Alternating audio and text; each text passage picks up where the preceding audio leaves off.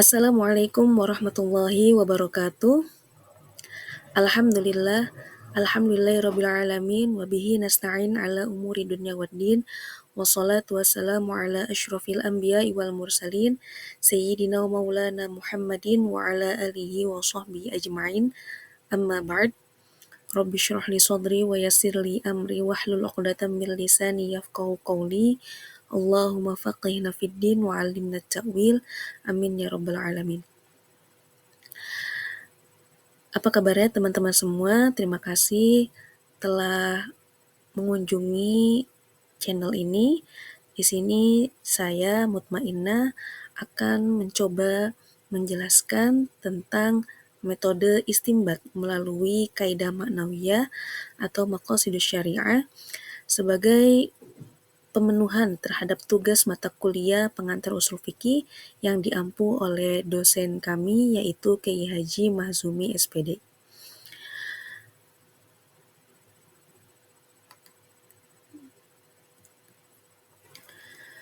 Pentingnya memahami tujuan hukum Islam. Setiap syariat yang ditetapkan kepada manusia tentu memiliki tujuan atau maksud-maksud tertentu yang dikehendaki oleh Allah Subhanahu wa taala. Allah Subhanahu wa taala tidak melakukan sesuatu dengan sia-sia. Ini sebagaimana dalam firman-Nya dalam surah Al-Mu'minun ayat 15, "Afahasibtum annama khalaqnakum 'abasa wa annakum ilaina la turja'un." Maka apakah kamu mengira bahwa kami menciptakan kamu main-main tanpa ada maksud dan bahwa kamu tidak akan dikembalikan kepada kami? Dan Allah juga tidak mengutus para rasul dan menurunkan syariat-syariat tidak lain tidak bukan untuk menegakkan tata kehidupan manusia. Ini dalam surah Al-Hadid ayat 22, di sana disebutkan bahwa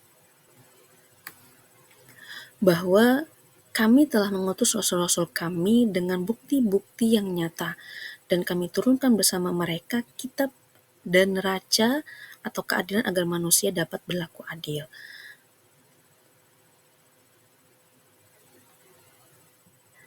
Selanjutnya, kita bahas terlebih dahulu apa sih yang dimaksud dengan maqasidus syariah. Menurut Imam Asy-Syatibi, maqasidus syariah adalah tujuan dan hikmah yang menjadi latar belakang ketetapan hukum syariat untuk mewujudkan kemaslahatan umat manusia baik di dunia maupun di akhirat.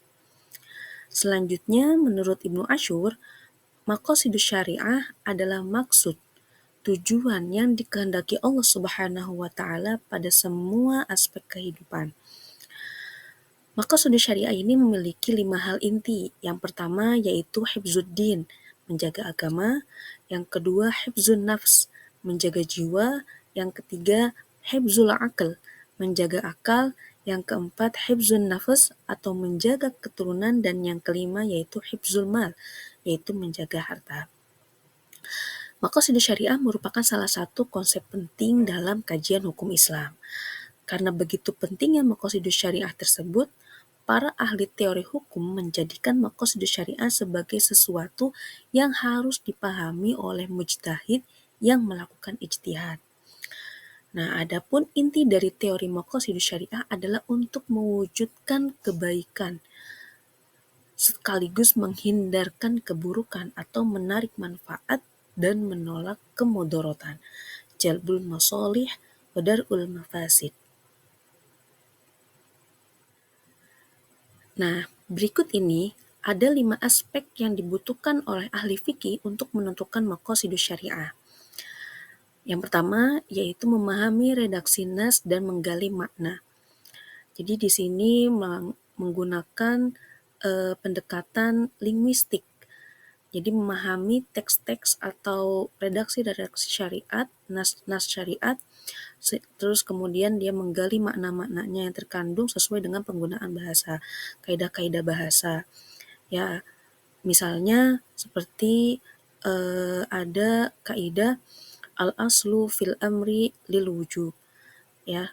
Dan ini diterapkan dalam ayat Al-Qur'an yang berbunyi wa aqimus sholata wa atuz zakah.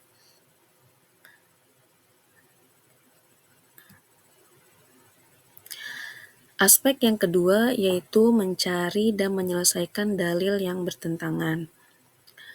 Seorang ahli fikih ketika dia mencari tahu tentang sebuah dalil, apakah dalil tersebut ini memiliki pertentangan atau tidak, maka jika tidak ada pertentangan, maka dia menggunakan dalil tersebut.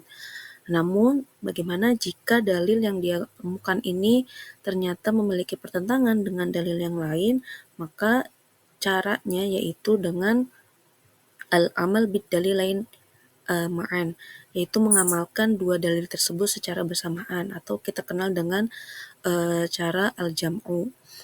Atau jika memang tidak memungkinkan untuk al-jam'u, yaitu dengan cara yang selanjutnya yaitu dengan tarjih, mengunggulkan atau mengambil salah satu dalil yang lebih kuat dibanding dalil yang lain.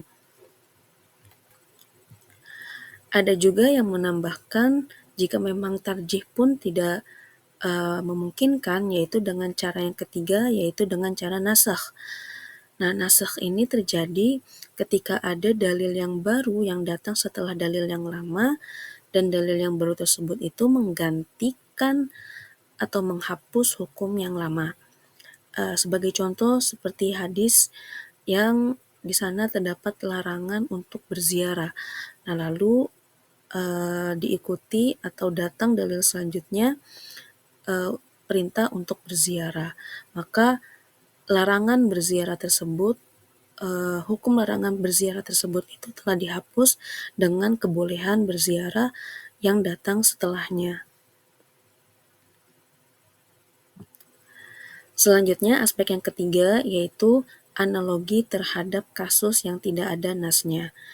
Jadi mengkiaskan atau menganalogikan suatu hukum atau suatu peristiwa yang tidak disebutkan ketentuannya di dalam Al-Quran maupun hadis maupun ijma, maka hukum peristiwa tersebut dianalogikan kepada hukum yang telah ditetapkan ketentuannya.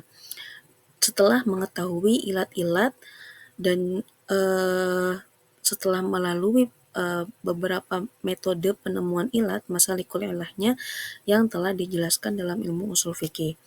Ya, contohnya seperti menganalogikan narkoba dengan khamar, yang mana keduanya memiliki ilat yang sama, yaitu sama-sama memabukkan. Aspek yang keempat yaitu menetapkan hukum pada kasus baru.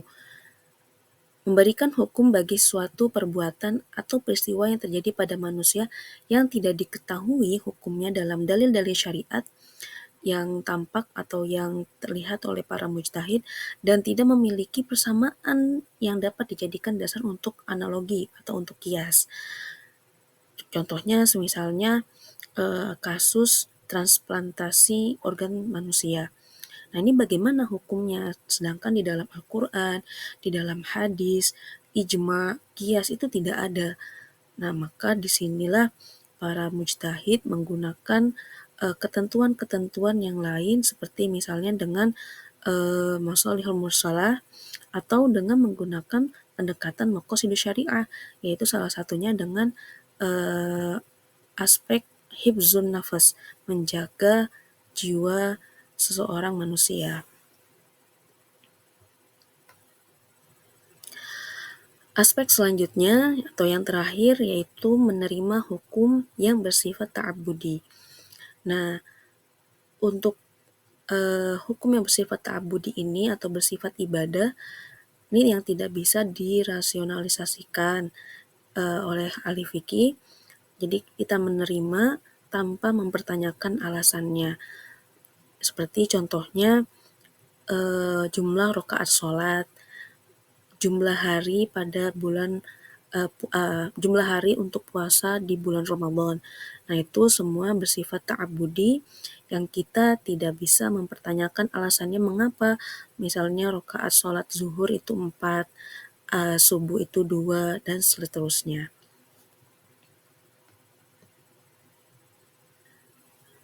Baik, sebagai penutup, Dengan memahami maqasidus syariah, seorang ahli fikih tidak hanya mampu melakukan ijtihad yang tepat, tetapi juga dapat menghadirkan solusi yang berkeadilan, manusiawi, dan selaras dengan tujuan utama Allah menurunkan syariat-syariatnya. Cukup sekian dari apa yang bisa saya sampaikan pada kesempatan kali ini. Mohon maaf jika terdapat kesalahan dalam menjelaskan, karena kesalahan hanyalah milik saya pribadi dan kebenaran hanyalah milik Allah Subhanahu wa Ta'ala. Terima kasih telah menyaksikan sampai akhir. Wallahu muwaffiq ila ma yuhibbu wa yardha. Wassalamualaikum warahmatullahi wabarakatuh.